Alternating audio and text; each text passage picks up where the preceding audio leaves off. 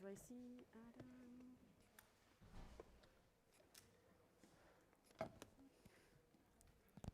Lie down. Good girl. Lie down. Okay, lie down.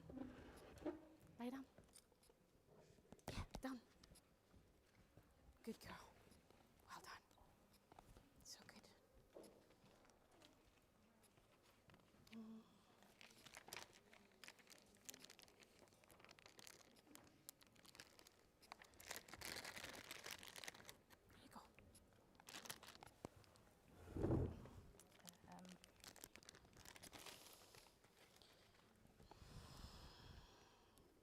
Boop.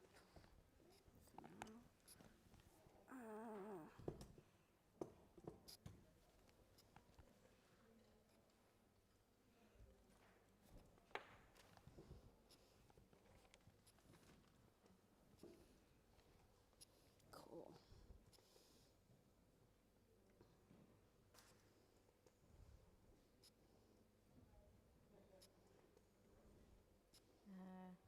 You ready? Yeah, just texting Cool. Adam. I'm just trying to find the thing I need to read. Okay.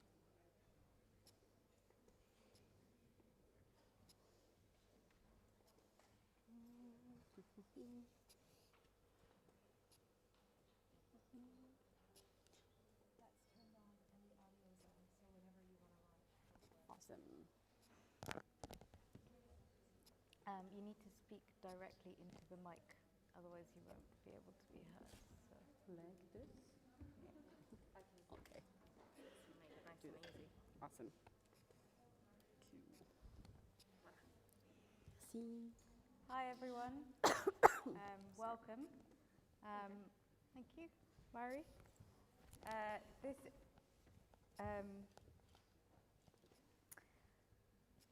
I'm Nish, and I'm lucky to be hosting today's event. Sadly, Asad Rehman is unable to be with us tonight because he is in the middle of the final decisions of COP26 sort of text and is currently doing an action when I last spoke to him. So in light of him not being here, we'll be sharing some of the sort of features from the COP26 coalition. But before we start off, and before I introduce you to the amazing Zoe, I wanted to start the session with a brief part of the Wretched of the Earth collective speech at the 2019 Global Climate Marches. You've all heard that our house is on fire, but for many of us, our house has been on fire for over 500 years, and it did not set itself on fire. We did not get here by a sequence of small missteps and mistakes.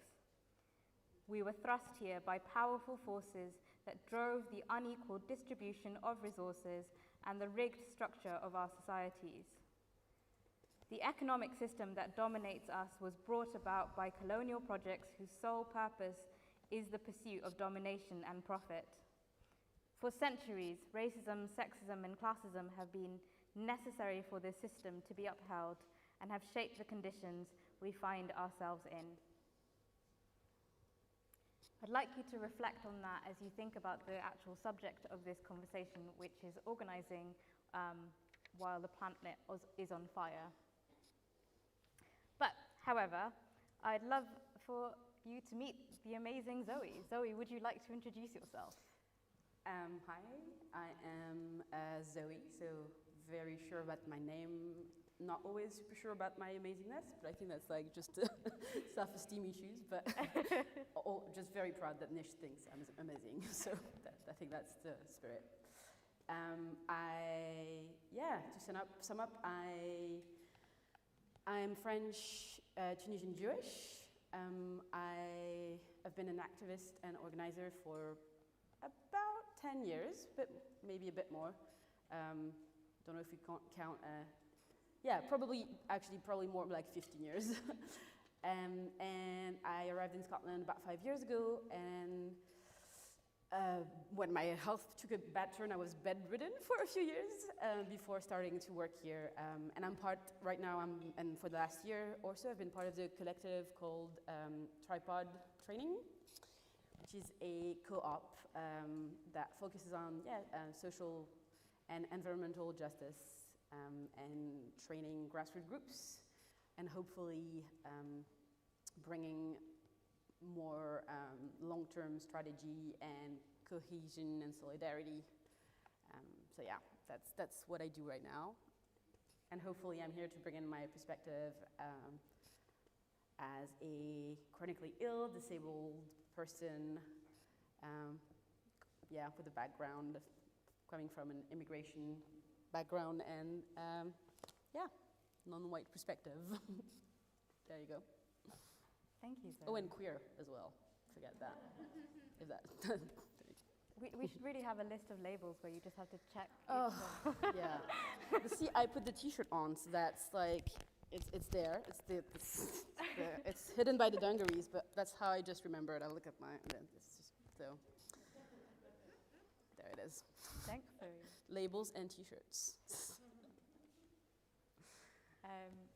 Just to kind of talk a bit about COP26 before we talk about other things, we'll just share one of the walkouts that happened during the negotiations, just to kind of, and Asad just explaining why that walkout happened in a video form. Thanks, Jess. We should not call it a Glasgow Pact. We should call it the Glasgow Suicide Pact for the poorest in the world, because it does not keep us below the 1.5 degree guardrail. In fact, it heads us closer to 3 degrees.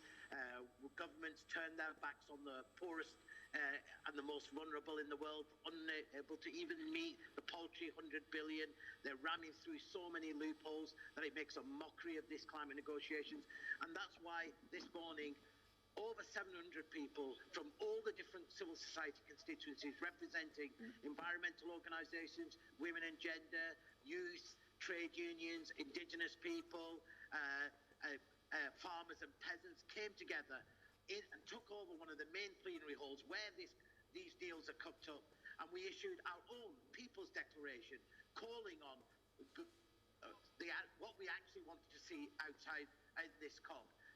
Countries to commit to their fair share of effort, strong binding targets with real zero by 2030, meeting the 100 billion, but actually recognising that we need trillions if we're going to have a real just transition that leaves no one behind, recognising that the reality of this climate crisis means that we need adaptation and loss and damage for the poorest and most vulnerable, and that rich countries need to take responsibility and liability for the damage that they're doing.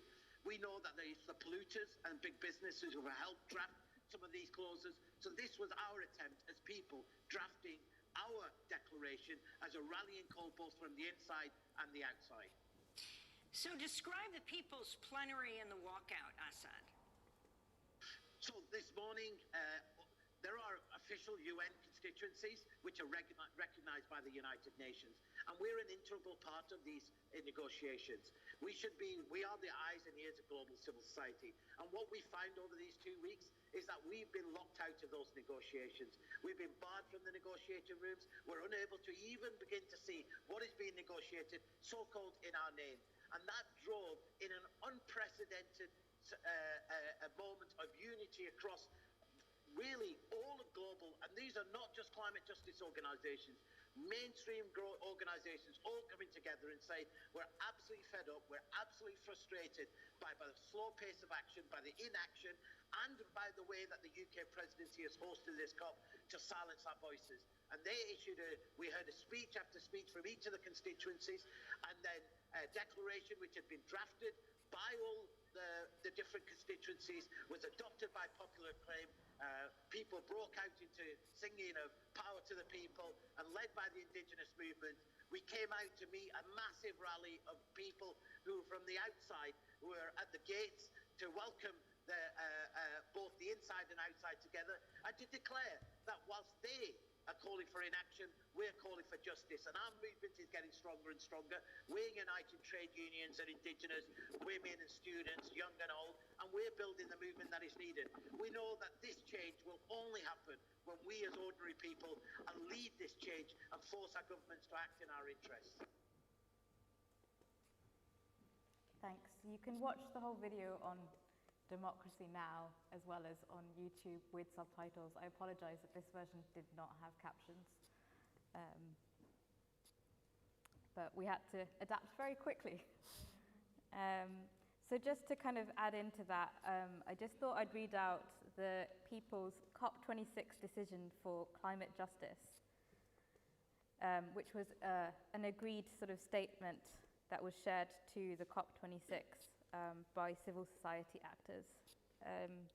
It reads as, climate justice already impacts and threatens billions of lives, with billions more on the line.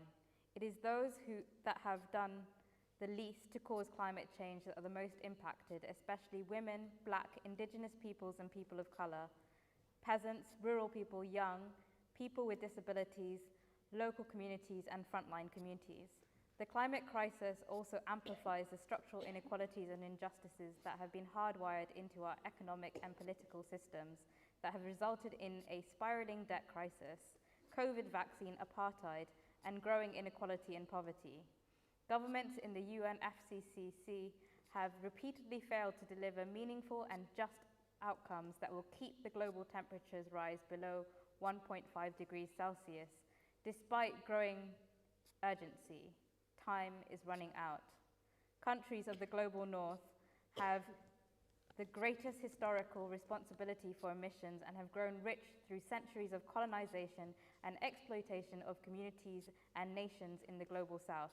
These countries, including the US, Canada, UK, including Scotland, Australia, Norway, Japan, and those in the EU must finally do their fair share to address the climate crisis and pay their climate debt without delay.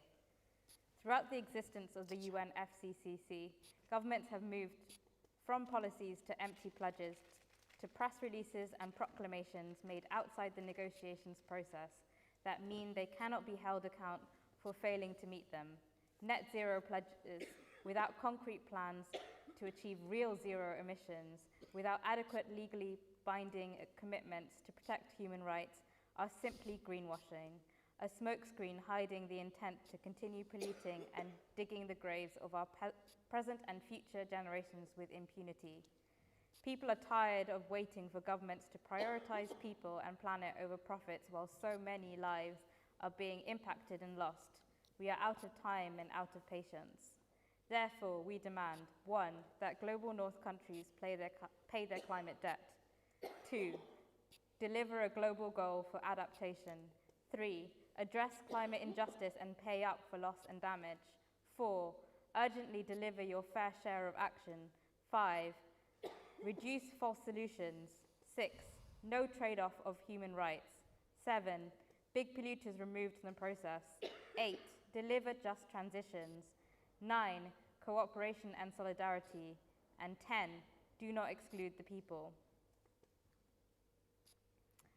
So this goes through a lot more in depth on the actual website, but I wanted to include that just because Asad has been a key part of the COP26 coalition, which has been organising outside of the main space and has also been working very hard to ensure that for the first time in the UK, that Indigenous and Global South people are leading marches on climate justice, and it's not, for example, people in fancy animal costumes, as we've been forced to do so before. So this was a big achievement in that way, but there were things which were lacking. And as you know, the amazing Jen Deerinwater spoke at the last event and raised that in both inside and outside the COP26 events, there was a complete failure to meet any form of access needs, thereby erasing disabled people from organising. And that's not even including the fact that disabled people don't have a space or don't have a sort of grouping to participate in the COP26 negotiations. Zoe, as an openly disabled person, what would organising with climate justice in mind mean for you? What could organising with disabled people bring to the table? I think the first thing I always try to remind people is, especially able-bodied folks, is that we tend to live in a world and a society that frames the topic of disability and chronic illness as something othering, something that concerns a small group of people. Whereas, you know, if you're blessed enough to grow old or live long enough, you are very likely to end up disabled or chronically ill. You know, it concerns everyone. It's if you grow old enough to have mobility issues, which is what I wish you to go through in life, access issues will become your problem too. The day where you break a leg and you finally realize that yes, this extra flight of stairs is not great, and the day where you suffer a trauma that results in PTSD and that affects the way your brain processes information. The way our bodies evolve is always changing. That's the constant. As a queer trans person, I find it funny that the word transition belongs to the trans community, because we're always in transition in our bodies. We're transitioning from one state to the other. We evolve. And yeah, I just happen to be 30 and I already have to think a bit more about chewing my food and how I swallow, and I have a hard time remembering things, but I think it's things that will happen to most of us if we're lucky enough. So it should be everyone's concerns.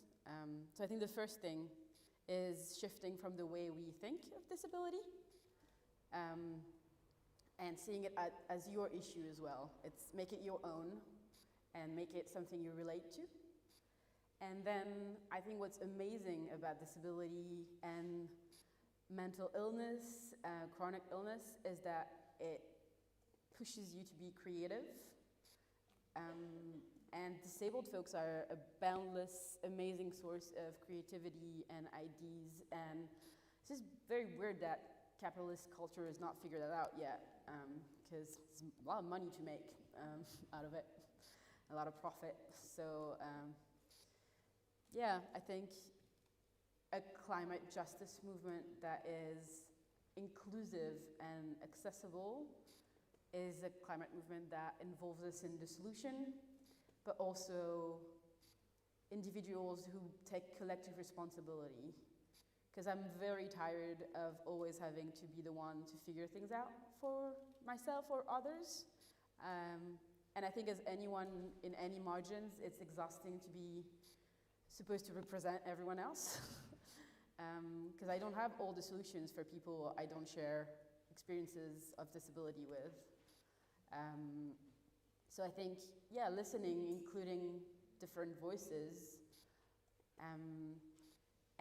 but also being part of the solutions that are put in place, because you'll find out that, oh, that's what the mic sounds like when I actually talk in it. Okay, cool. Sorry. You'll find out that access solutions, once they are put in place, they actually benefit everyone, even non-disabled folks. You'll see that ramps and elevators, it's great for people pushing a pram, who knew? As it turns out, if you have ADHD or process information a bit differently, having different types of systems and processes to gather information or present it, it's great, because there are able-bodied and neurotypical people who just process information a bit differently as well, and more visual learners, or yeah, so there's something to gain for everyone. And if you make it your issue and you take your collective responsibility for it, then it will benefit the whole group and hopefully the whole planet. So yeah, I hope that answers roughly the question. It was a big question, so thank you. Yeah, thank you for taking that on. I wanted to pick on one thing that you mentioned, which was around like how access issues help everyone. In one of my favorite books, which is Care Work, Leah Lakshmi kind of talks about how liberation, like access, listening and speaking to disabled people can actually open up avenues for loads of other people to access and be able to like be present, and actually that meeting access needs is an act of liberation because it liberates everyone. How is your experience impact? Like, have you seen that in your experience? Yeah, I think it's so interesting because I move and evolve within quite a leftist, radical, woke kind of sphere of people. And yet, capitalist, white supremacist culture sips in every aspect of how we behave and how we act and expect ourselves and each other to act. There's two things that come in mind, like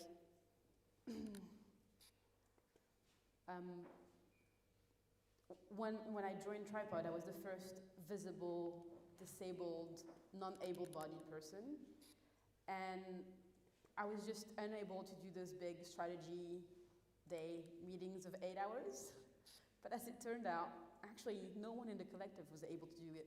They were just forcing themselves, and they were just a bit better than me. I mean, basically forcing themselves to do that did not kill them. That's the only difference with me.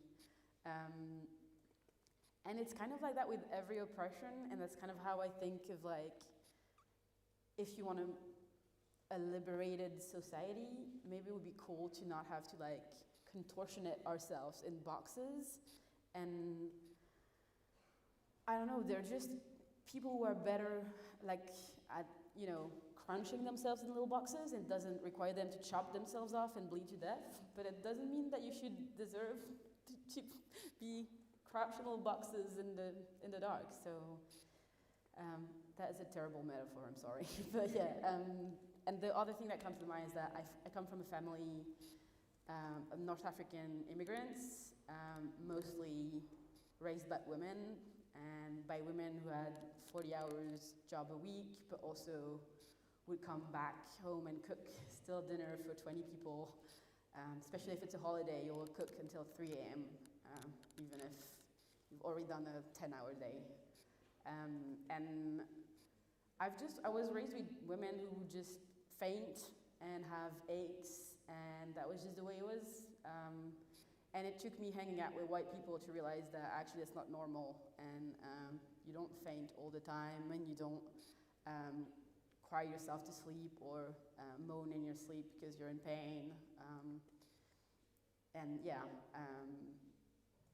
it took me hanging out with people from like higher middle class and higher income or non-immigrant background to figure that out. And it also took me 8 years of not figuring out what was going on with my body to admit that I've been raised in a way that doesn't allow me to listen to my body. I've been trained out of it. I don't listen to, I can't tell when I'm hungry or not. I can't tell when I'm nauseous and I think it's a shared experience with lots of people who have anxiety or depression. It's like, when you're like, oh, you're not supposed to feel like that all the time. Not everyone has suicidal ideation. Not everyone is struggling with breathing when they're upset. And it's kind of like, oh, figuring out that actually that tight feeling in your chest is not the way your body is supposed to react. And I think for, well, femme people and people assigned female at birth in non-white spaces, we're very much taught to ignore our bodies and any symptom, because we have to push through. There's no one has the luxury to complain about an ache, go to the doctor who's probably gonna ignore you, make fun of you, be racist, put your family in danger potentially. So you just power through. And I think that's, not great, and I think that trauma is passed down, and that I see that inability to listen to our bodies really a lot around me. I think it presents itself maybe very specifically in certain contexts, And obviously I see it and I project, and I'm talking about my experience as a non-white person, but as I said, I think white people experience it as well with mental health and chronic illness as well in different ways. And that's why I think burnout is so freaking prevalent, even in the super woke spaces. So yeah, I think there's something to gain here of like learning to not tune out our sensations in our bodies, which is very difficult. And I think there's a lot more to say about that with the trans experience, where shutting down your body your sensation can be something you do also to deal with dysphoria, dysmorphia, and all that, which I sure as hell have done as well. But yeah, and I think I find it interesting because in like woke training culture, like in like transformative justice, there's a lot of like, I don't know if have you heard of the theater of the oppressed as a tool of training, and something very, and those like icebreaker that come from that, it's always like, everyone be in your body and feel your body, and I'm like, I would like not to do that, because I'm in a lot of pain, or I'm having particular dysphoria episode right now, so I would like to not really focus on my body that much.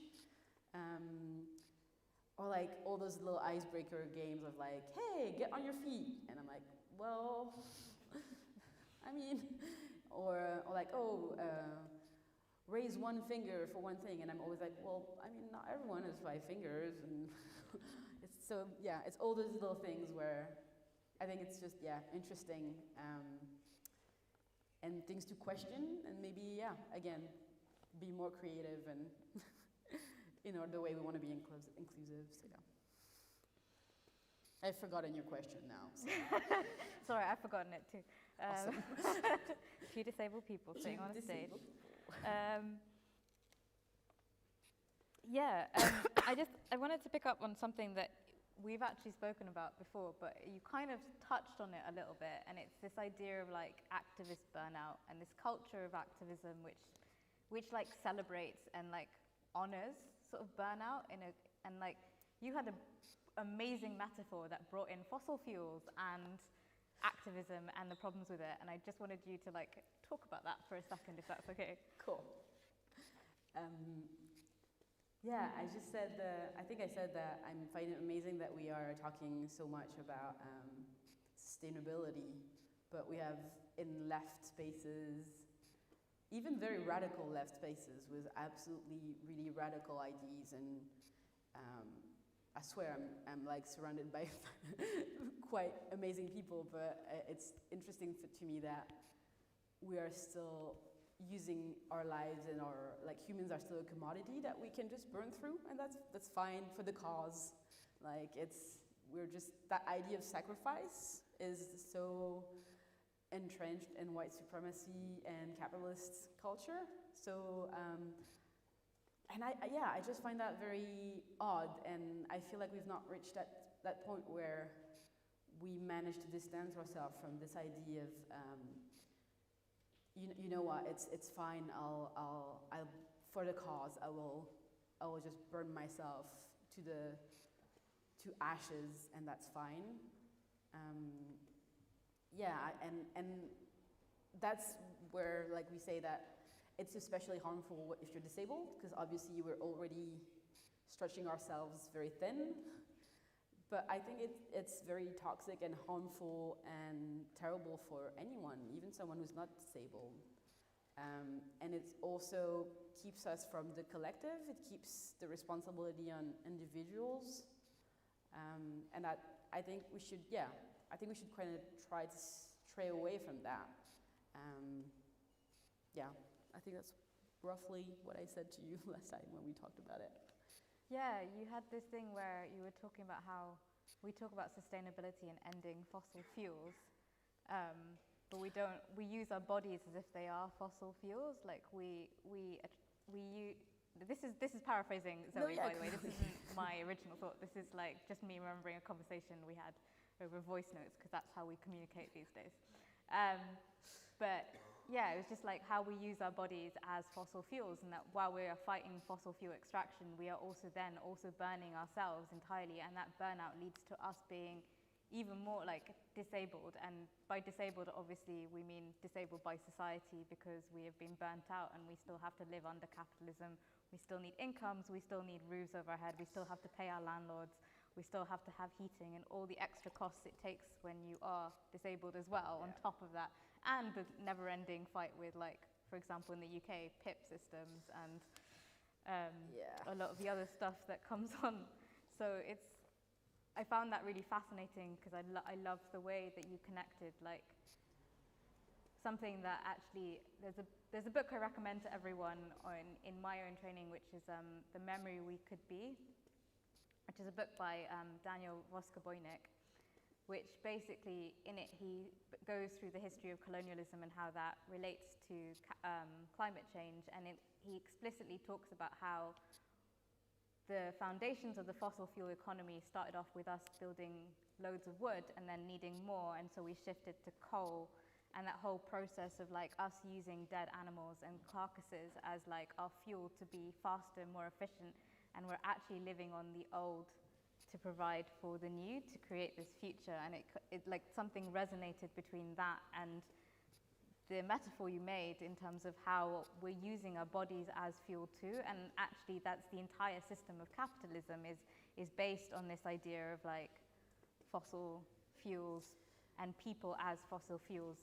And there's not an eliminate amount of people we're going to be able to burn through. And also, I mean, as someone from the margins, I've just lost one of my good friends and activists last week to suicide, who is doing absolutely an incredible job on the field of including the rights of children, in queer and leftist space. And I sat down with my friend Shan and I said, I can't believe how many people we've lost. It's hard. I'm just 31 and we keep burying friends.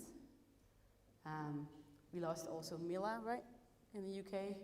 Very recently, we just very vaguely knew from afar. And we keep losing those incredible people who were leaders in the sense of they cared for so many people, so many of us, they reached out to so many of us, and they touched so many lives, and they were just stretched to the thinnest. And through the trauma that they went, and through everything that they went through, they were those incredibly resources of support and solidarity because of what they lived through. But because we keep, even in our activism, functioning on individuals, we are losing those people. So even if we want to think as in this awful capitalist way of, like, we should be productive and we should be resourceful, then that's a terrible logical way to approach it. And there's not an infinite amount of us to go through. So, yeah, that's just also, yeah. I'm sorry for your loss, and the loss of that person to our entire community and the world, and our ongoing losses. Definitely something I can appreciate. I guess my question really is, like, given the issues that you've raised so far of these, like, systems and even our activism being, like, ways to completely deplete us and force us into, like, horrible situations where we just give up, we can't cope with it, or how can we build a future, or how do we build, even in our activist spaces, a way of being that doesn't result in that? How do we, for example, center care in what we do? Boy, Nish, I don't know. How do we center care? I think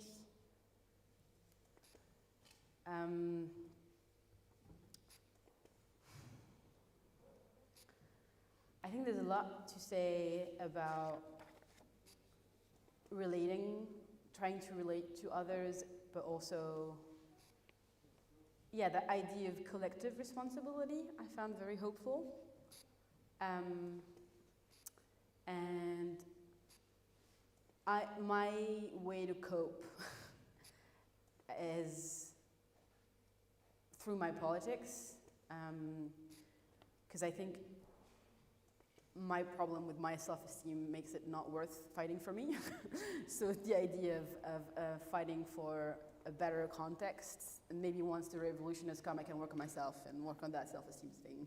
Well, but yeah, I think that seeing it through the lens of decolonization and unlearning that white supremacist capitalist frame is helpful. And I remember that going back to my culture helps with care. Like, it's a there are so many forms of care that are so hard to practice, and my family has been stripped of because they live as immigrants and they don't necessarily have time to practice it fully, or so I find that interesting, I think. And I think even white folks have probably cultural examples of care that you can go back to, and yeah, I think that's an interesting way to do that. In North African and Maghrebi Jewish culture, I think it's probably even shared with Muslims actually. There's a lot around when a person gives birth, actually, you are not supposed to really go into the bedroom the first 40 days. You let that person rest with the baby. Their job is to bond and make time for the human being that they've made. And your job as a family member or community member is to come in and clean and take care of the kids and make food. And the person who gave birth has to do nothing, is the rule. And that was so funny to me because my friend, my white friend came back and was like, oh, we did this amazing workshop with like, where you use like Google Calendar and everyone signs up for a shift to like come and drop food in the freezer of your pregnant friend, and you do like sign up to like Hoover the house, and it's incredible how revolutionary. And I was like, oh yeah, that's awesome, but that's not a new thing. That's so yeah, I think it's those little examples of like cultural care. It's so precious, and I think we probably all have that in our families or around us in our peers. So trying to find those examples and practicing it is a fun, and it's really fun. Like during the pandemic, I've done queer care packages every month. I set aside. So if you're someone who struggles with executive function, you know that sending a letter or a package is harder than climbing the Everest, approximately. So I set up like 4 hours a month, and I do my little queer care packages. It's great because it enables my addiction to buying stickers, and like tiny little pins and stuff like that. So. But also, like, as a kid, I used to love receiving little packages. My dad was away a lot, and that's one of the things he used to do. And yeah, I went back to that. My hello white dad, by the way, so there you go. And I went back to that, and I was like, yeah, you know what, this is what I'm gonna do. And it ended up being this thing that I do every month, and I reached out to like queer artists and like stationery maker people. Is there an English word for that? No. And I ended up having people send me more stuff and saying, oh yeah, please put that in the care package. And yeah, so like, I think everyone can go back to something that makes you feel cared for and try to put it in practice very like materially and concretely. So there you go. Thanks, Zoe. I think you'd speak very. I think you're also hitting on something like interdependence, which is like, yeah, I guess is really also important in care itself. Healthy codependency. Revolutionary codependency. Make it a thing. We're all traumatized anyway, so. But I always find it really interesting how much the nuclear family is this like cis heteronormative concept has come into play in like how we perform care, how we talk about even in disability terms of like, you know, being able to be in the community and all the sort of thing. But it's never really, like I grew up in massively huge extended families where, you know, my aunt would look after me for a bit. My mom literally didn't know who her real mum was until she was 13. Yeah. Like there were like 25 people in this like 3-bedroom flat. And like there would just be like, there's constantly evolving roles. Like I've stayed with my aunt and uncle more than I've stayed with my parents in the last 15 years. It's a very different concept. So the concept of nuclear family, I think, is also one of the big things that has made like care very difficult. And so I think one of the revolutionary acts of the queer movement in building like these queer families has been one of the, like to challenge that kind of cis heteronormative practice, but it's also like a capitalist practice, and it comes with like certain ideas of what family is, and I think that's also very embodied in like in our activist culture as well. Like we have these very like there are literally people who will tell you you need to go hold yourself so you can be present in this space. And that like self-care in Audre Lorde's version is reinterpreted as an individualist thing rather than a collective thing. So there's a lot of like bits and pieces, I think, which require another viewpoint, a viewpoint from the global south, a viewpoint from disabled people, a decolonized viewpoint as well, which our movements in the UK in particular are really bad at. Can I bring in the crowd a little bit, the huge crowd that we have.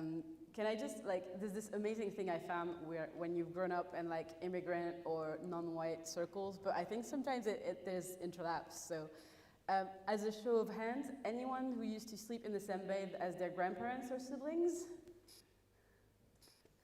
Oh, it's the best thing, I love it. Cool. Anyone who has in their family someone who you call by a name. So for instance, my grandpa was Georges. Nowhere on his paper, birth ID, does it say Georges. We have no idea where it comes from. His name is Rai or Nathan. So anyone else has that in there? There you go. And as anyone who like raised their hands is not from an immigrant background or not or interesting, yeah, So yeah, I don't know, I find this little, it's so interesting. My like super young Mexican friend was looking through my Instagram and looked at a picture of the day of my birth where it's my grandma and my mom holding me, and my mom was 23 when she had me and my grandma was 49. And he was like, oh, you have two moms, it's amazing, so queer. And I was like, I mean, yeah, I guess, kind of, but also, I mean, it's true, they're my two moms, there's the two women who raised me, but they were a mother and a daughter, so, yeah. Thank you, and thank you for bringing in the audience, because I forgot to do that. It's fine. Like, so interested in what you had to say instead. But we do have some time for questions, if anyone has any. I know Asad can't join us, but Zoe is incredibly knowledgeable, so do ask questions.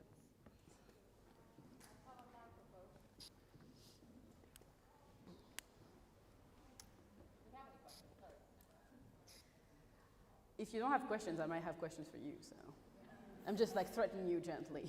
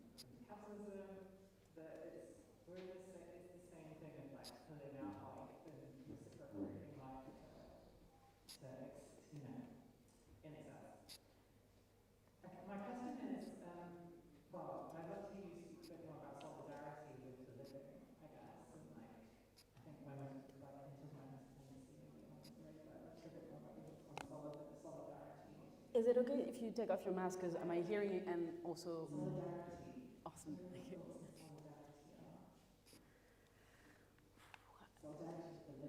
Cool. Yeah.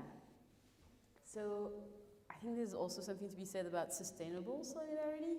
Solidarity that are long-lasting and solid and rooted in something that can last. But also, I'm not talking last as in like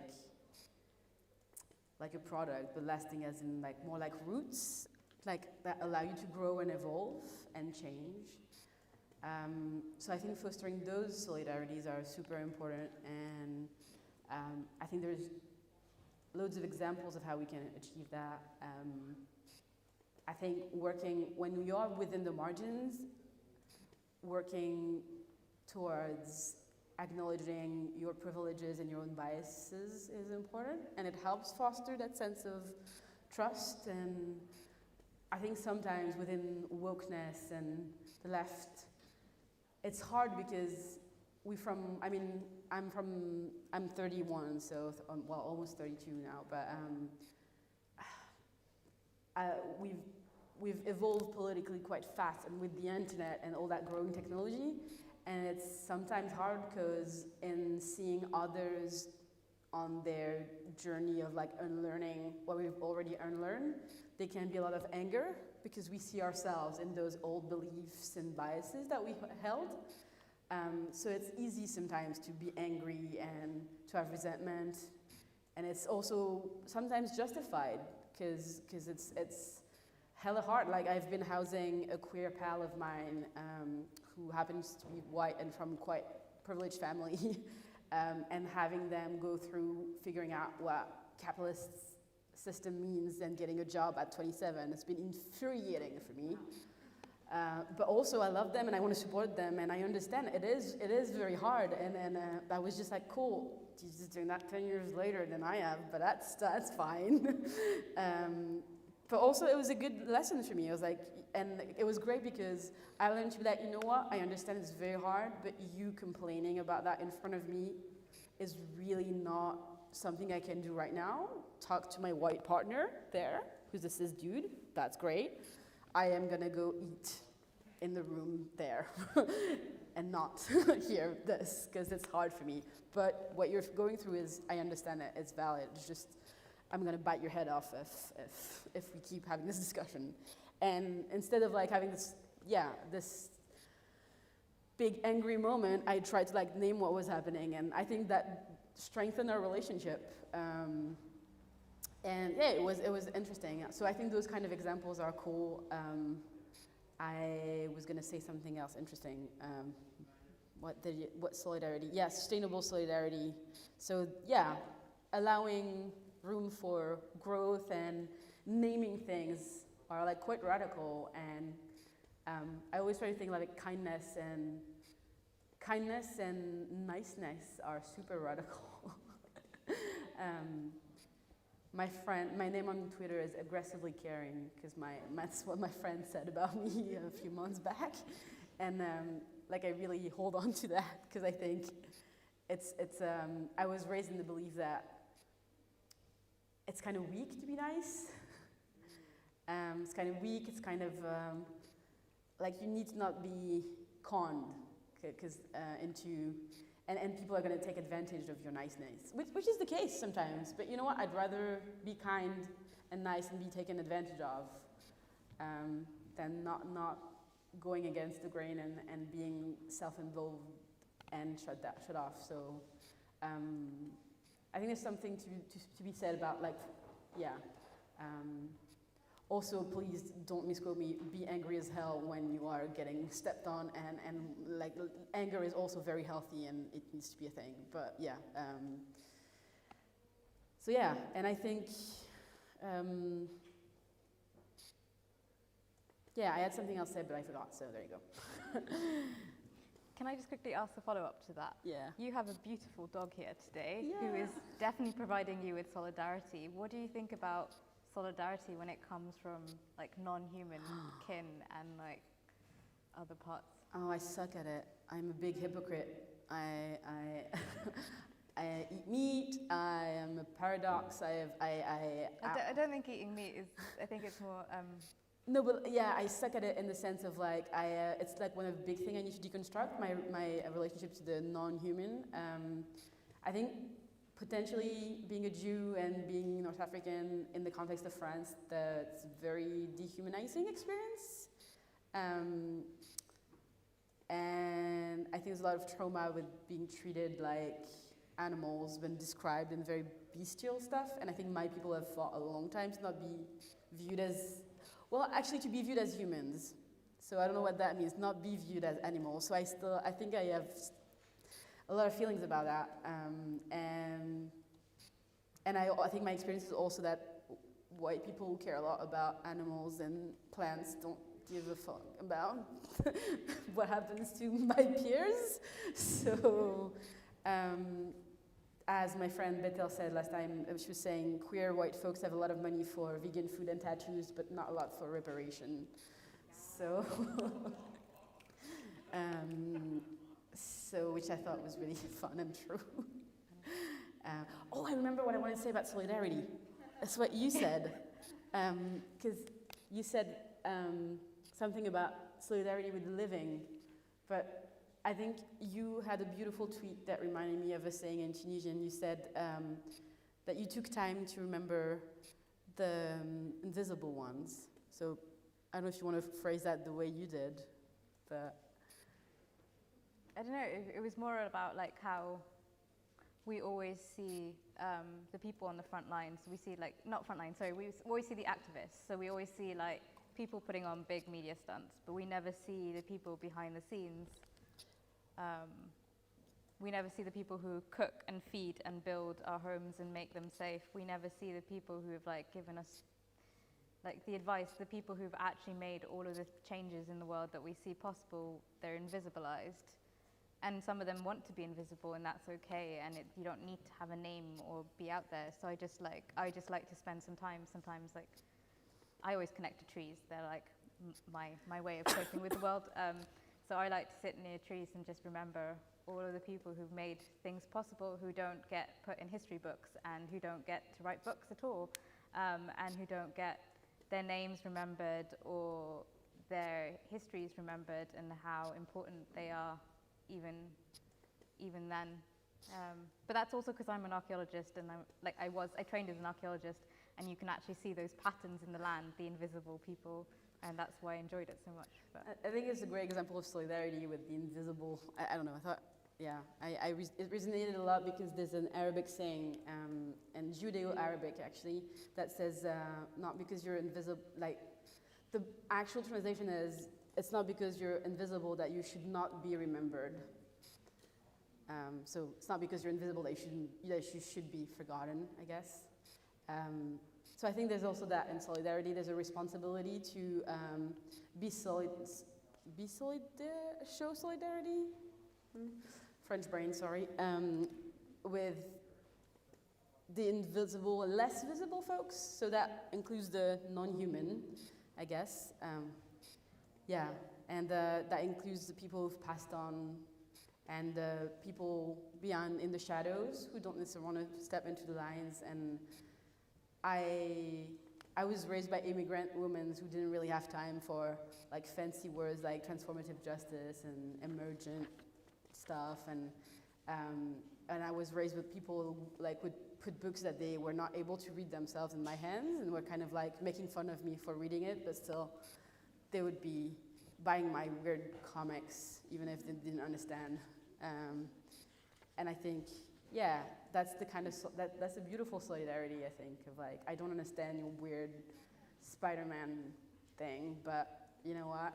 I'll get it. It's fine. I've heard the writer is Jewish, and that's how my grandma related, basically.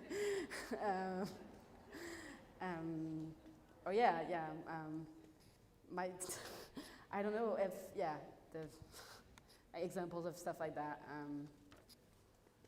Yeah, and with the non-living, I think I have a lot to learn from probably other people, other cultures, because I struggle a lot with that notion. I know about it, so at least that's. I know I'm a hypocrite a little bit about that. Not a hypocrite, but I mean, I have work to do with and learning all what's packed about it. I wondered if we could ask stuff to the audience a little bit. Is that okay? Yeah, I think we're just at time, but we might have a couple of minutes if we want to. Do you want to do? Absolutely. Go for it. You sure? Okay. I just wondered if anyone wanted to share something that was Nish's idea of sharing something that gives them hope. And I wanted just to say before that, if that feeds into your reflection, that what I said to Nish just before when they said that Asad wouldn't be there, and we talked about hope, and I said that the first thing that comes to mind is that we can't afford not to have hope when you're in the margins. And it's a kind of a trendy leftist thing to say that, to kind of say that hope is irresponsible, that is what makes us irresponsible. And I think that's a very white, Western, capitalist view on hope. If being hopeful makes you more able to not feel empathy and solidarity, that's probably not exactly hope. And yeah, I think a lot of us cannot afford to be hopeless. Because when we do like surrender to that, then we disappear. So I think, yeah. And I think hope can take many shapes and forms. And it doesn't have to be hoping for the perfect ending and the solution. It can just be like learning to exist and hoping to actually exist in a less difficult way for a little while, or hoping that you make a difference. And yeah, so I just wondered if anyone had an example of something that gave them hope recently, or something in general that makes you hopeful.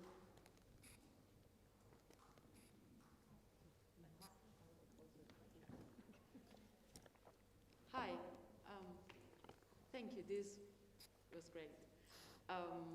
What gives me hope recently is events like this. Like hearing people having these kind of conversations, I think gives me hope that a better future is gonna come at some point. So that, sorry, I didn't mean it to be super cheesy. It's just No, it's not. No, cheese is good. Cheese is good. I was gonna make a cheese bowl joke, but that would sound naughty, so I'm not gonna say it. I just realized how not child friendly it was. Would anyone else like to share? Hope is cool, kids, I swear.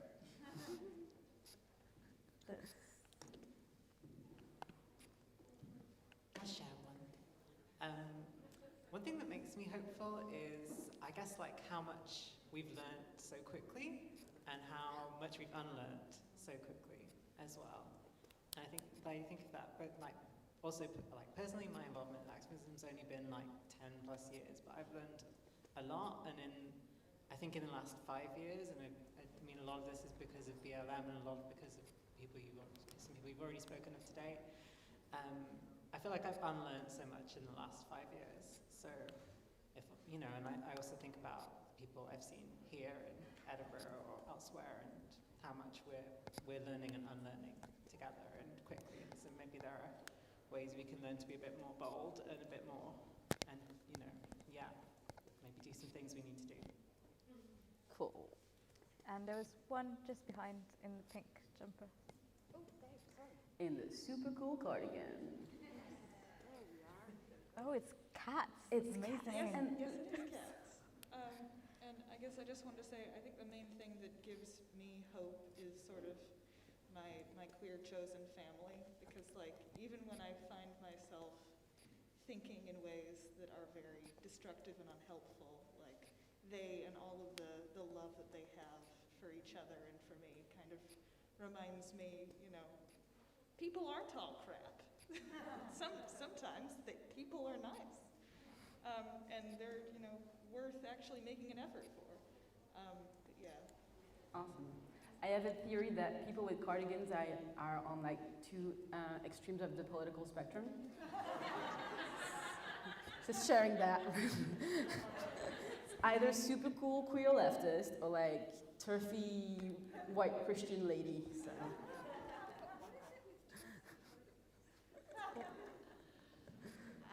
So something kind of playing off what this person just shared that I think about in the Native community in the so-called US is that I'm watching a lot of our parents say to their children and, you know, our nieces and nephews and such, like, I am sorry that I allowed my trauma to become your trauma, and that part of decolonizing is not just, you know, trying to undo the ills of the white man and such, but trying to heal ourselves so that we don't continue to pass that intergenerational trauma on. And also just Wado, thank you for this talk. It's been really great. Aww. Oh, thank you. On that note, I think we'll end, but I've got a small activity for you to do, and I'm going to ask Zoe to do it too, and I'll have to do it as well. Oh God. So I have to get up? No. I'd just like you to turn to kind of end on a culture of care. I'd like you to turn to someone who's near you and just like tell them something you're really grateful about today. Like if it's something that made you be present, if it's something that brings you hope or joy, just something small, just to one person near you. And I will get Zoe to start, and then I will say something, and then I'll leave it to you to do it between yourselves, but just to kind of end on that nourishing. I'm very grateful for cheese in general.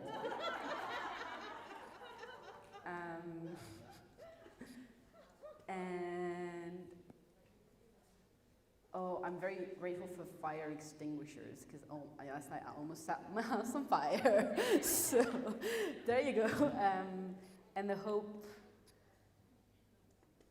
Yeah, there's a lot more kindness, and how awesome is it that like actually all that radical revolution is going to be just being nice and trying to unlearn the shitty stuff and like counting on each other and relying on togetherness rather than that whole like revolutionary, I don't know. It's just because I'm always the colorful anarchist in the room, so that's my hope. You get to be a colorful anarchist sometimes, and that's good too.